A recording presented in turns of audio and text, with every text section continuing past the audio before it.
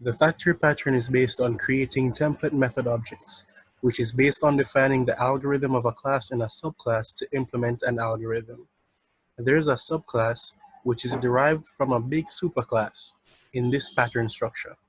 The main class, which we may call a superclass, only holds major and generic logic. The subclasses are derived from this superclass.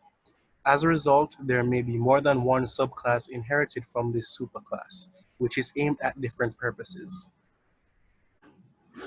Let's look at this example.